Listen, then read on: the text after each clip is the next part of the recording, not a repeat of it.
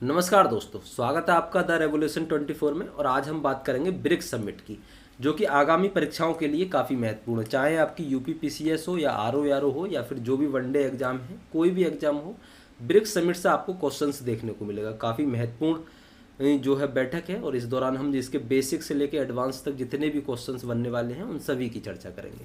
तो चलिए बात करते हैं ब्रिक्स की। ठीक है, ब्रिक्स जो है विश्व की 5 जो अग्रणी उभरती अर्थव्यवस्थाएं हैं उनका समूह है, जिसमें आपका ब्राज़ील शामिल है, रूस शामिल है, भारत, चीन और दक्षिण अफ्रीका शामिल है। इसमें देखिए प्रारंभिक जो सदस्य थे वो 5 सदस्य थे, यानी कि जो पुराने इसके सदस्य हैं। ब्राज़ील इसमें शामिल है, इसके साथ ही रूस, भारत, चीन और दक्षिण अफ्रीका शामिल है। दक्षिण अफ्रीका इसमें 2010 में शामिल हुआ, इसकी हम चर्चा करेंगे आगे चल के। इसके साथ ही 1 जनवरी 2024 से लेकर इसमें 4 मेंबर और नए जोड़े गए हैं। जो नए मेंबर हैं उनकी भी चर्चा करते हैं। मिस्र यानी कि इजिप्ट, ईरान, संयुक्त अरब अमीरात यानी यूएई और इथियोपिया, ये 4 मेंबर हैं जो कि 1 जनवरी 2024 से एक्टिव हैं, यानी कि ये नए मेंबर जुड़े हैं। तो अब इसमें ब्रिक्स में जो है कुल कितने सदस्य हो गए, यानी कि कुल कितनी कंट्रियां हैं, तो कुल 9 सदस्य अभी इसमें शामिल हैं। ठीक है, सऊदी अरब है उसका जो है अभी कंफर्मेशन पेंडिंग है, यानी कि वो अभी इसमें फ़िलहाल में तो अभी शामिल नहीं है, लेकिन अटकलें लगाई जा रही हैं कि वो भी अभी इसमें शामिल हो जाएगा। चलिए और कुछ बातें करते हैं इसकी बेसिक, जब इसका गठन किस तरीके से हुआ। देखिए पहली बार जो है इसकी अनौपचारिक रूप से जो बैठक हुई थी या इसकी जो घोषणा हुई थी, तो वर्ष 2006 में रूस के सेंट पीटर्सबर्ग में एक शिखर सम्मेलन होता है। इस दौरान ब्राज़ील, रसिया, भारत और चीन नामक देशों की प्रमुख बैठक के दौरान इसका जो है गठन अनौपचारिक रूप से किया गया था। वहीं आगे चलकर 2006 में न्यूयॉर्क में होने वाली जो ब्रिक्स देशों की विदेश मंत्रियों की बैठक थी, उस दौरान इसको पहली बैठक के दौरान इसको औपचारिक रूप दे दिया गया। वहीं 2009 में ब्रिक का जो है पहला शिखर सम्मेलन होता है। ब्रिक यानी कि देखिए अभी तक ये ब्रिक्स नहीं बना है, BRIC, अभी ये BRIC है, यानी कि ब्राज़ील, रसिया, इंडिया और चाइना। ये जो देखिए ब्रिक्स है ना, ये कंट्रियों को भी रिप्रेजेंट करता है। जो नाम है इसके, जो वर्ड हैं वो भी जो है कंट्री के नाम को रिप्रेजेंट करते हैं। B से यानी कि ब्राज़ील, R से रसिया, I से इंडिया, C से चाइना और S से साउथ अफ्रीका। ठीक है, तो 2009 में ब्रिक का जो है पहला शिखर सम्मेलन होता है रूस के येकातेरिनबर्ग में। ठीक है, तो ये आप ध्यान रखिएगा, पहला जो शिखर सम्मेलन होता है वो कहाँ होता है, रूस में होता है, और ये येकातेरिनबर्ग में होता है। ठीक है, इसके अलावा और बात करते हैं इसकी। देखिए ब्रिक नामक जो प्रारंभिक समूह, अब इसमें दक्षिण अफ्रीका जो है 2010 में शामिल हो जाता है। तब इसका नाम जो है ब्रिक्स से बदलकर क्या कर दिया जाता है, ब्रिक्स से बदलकर अब हो जाता है इसका नाम ब्रिक्स। ठीक है, तो ये कब होता है, 2010 में, जब इसमें साउथ अफ्रीका शामिल होता है। ठीक है, तो ये ध्यान रखिएगा, दक्षिण अफ्रीका कब शामिल होता है, तो वर्ष 2010 में।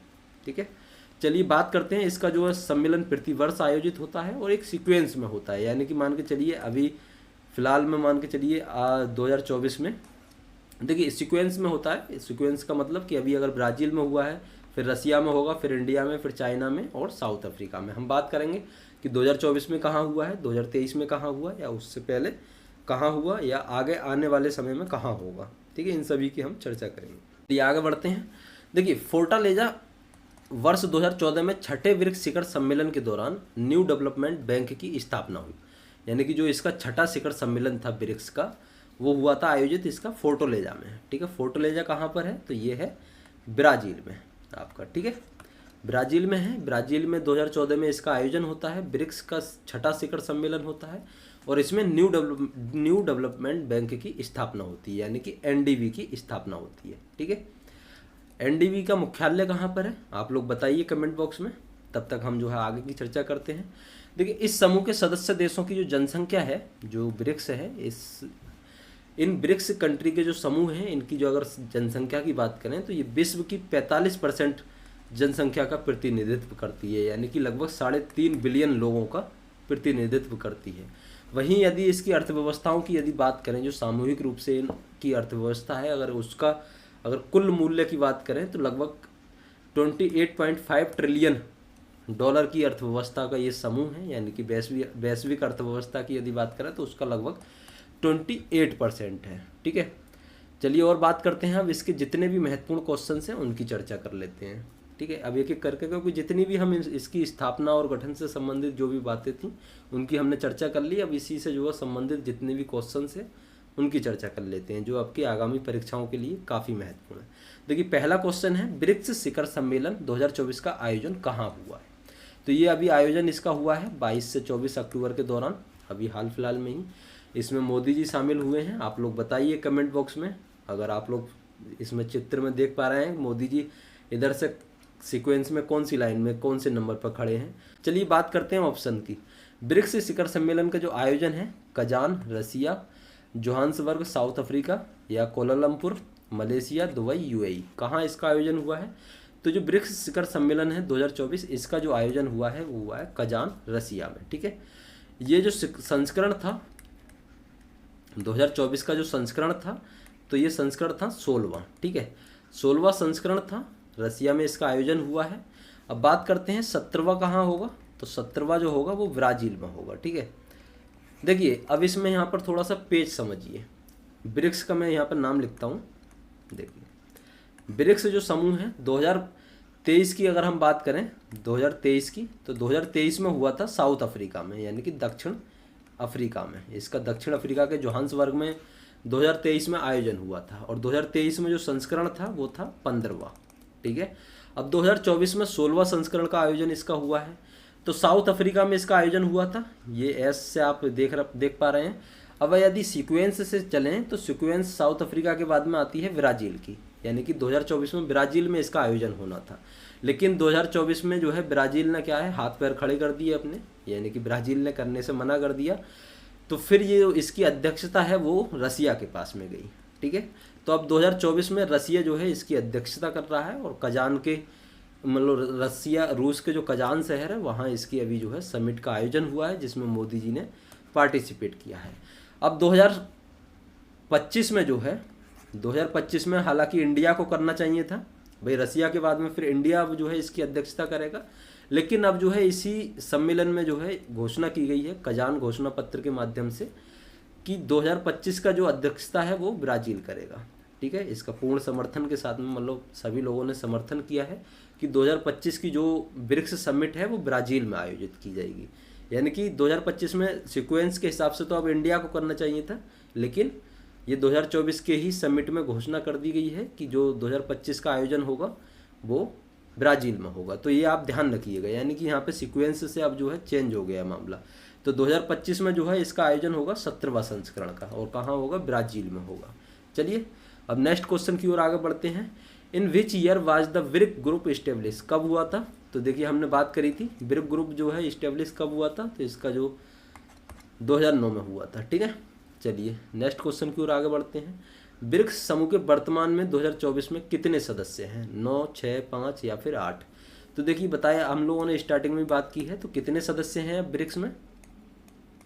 स्टार्टिंग में इसमें देखिए 4 देशों का समूह था। 2010 में साउथ अफ्रीका इसमें ऐड हुआ, तब ये 5 कंट्री इसमें जुड़ गई। वहीं फिर वर्ष 2024 में 4 और कंट्री इसमें जुड़ गई, तो अब कुल कितनी हो गई? 9 हो गई। ठीक है, तो कुल आंसर हमारा इसका क्या हो जाएगा? 9 सही हो जाएगा। चलिए नेक्स्ट, अब कौन कौन सी कंट्री हैं ये आप लोग बताइएगा कमेंट बॉक्स में, क्योंकि स्टार्टिंग में सभी के नाम मैंने बता दिए हैं, तो आप लोग बताइए कमेंट बॉक्स में। ठीक है, चलिए नेक्स्ट हम बात करते हैं ब्रिक्स देशों के बैंक का क्या नाम है। देखिए ब्रिक्स हमने बात करी थी कि ब्रिक्स देशों ने एक नए अपनी बैंक का स्थापना की है। तो कौन सी बैंक्स थी? ब्रिक्स न्यू डेवलपमेंट बैंक, या न्यू डेवलपमेंट बैंक, एशियाई बैंक, या इनमें से कोई नहीं। तो ब्रिक्स देशों ने अपनी नई बैंक की स्थापना की थी, तो ये 2014 में की थी। ठीक है, 2014 में जो छठा 6वां मतलब ब्रिक्स शिखर सम्मेलन हो रहा था, तो इसका आयोजन किया गया था ब्राज़ील के फोर्टालेजा में इसका आयोजन हुआ था। और जो इसका नाम दिया गया था वो दिया गया था न्यू डेवलपमेंट बैंक, यानी कि एनडीबी, न्यू डेवलपमेंट बैंक। ठीक है, तो ध्यान रखिए एनडीबी की मैंने आपसे स्टार्टिंग में ही पूछा था कि न्यू डेवलपमेंट बैंक जो है इसका मुख्यालय कहाँ है, तो आप लोगों ने बताया नहीं अभी तक कमेंट बॉक्स में।